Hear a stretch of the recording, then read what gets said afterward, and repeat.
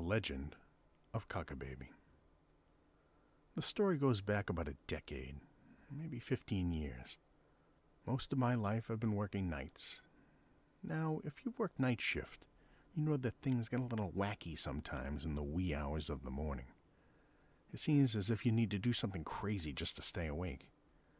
Sometimes, the funniest stuff I've ever seen has happened in the dead of night, 2, maybe 3 a.m. This story is no exception. One night, as I was most likely working diligently, my friend ran up to me and said, "Dude, you gotta see this." Well, I'm always happy for a late night distraction. I followed him into the bathroom. He pointed down at the toilet with a distinct look of pride on his face. My eyes followed his gesture, and thus my gaze fell upon his magnificent creation. It was a massively long turd that snaked back into the toilet as far as I could see. The other end had somehow managed to stay above the water as he pinched it off. In fact, it stuck above the water so far that it peeked over the rim of the bowl a good 2 inches, as if it were curious about the outside world. There was strangely no odor to this fecal masterpiece. We both gawked and giggled at this monstrosity. I stood staring at it, unable to tear my eyes away, as he ran to grab several other co-workers to witness his magnificent creation. Now, I'm not sure who christened it CacaBaby, but the name stuck, although I suspect the length was more similar to that of a toddler rather than a baby. But Caca-toddler doesn't quite sound the same. Once he heard the name CacaBaby, and he may have thought of it, I can't really remember, my friend ran off and came back with a bottle of whiteout.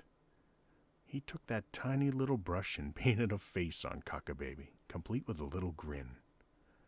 Now this was good for 5 or 10 minutes of uproarious laughter, after which he ran off again and came back with a piece of paper and scissors, with which he cut out a little white bonnet he then placed on CacaBaby's head. Now, my friend, you may have noticed, is probably one of the sickest individuals you'll ever come across. But he is one of the funniest freaking people I know. I would count the amount of people on the entire planet who would think to dress up a piece of poop as being less than a dozen. I am proud to have been in such elite company. Sadly, making new friends often involves having to say goodbye.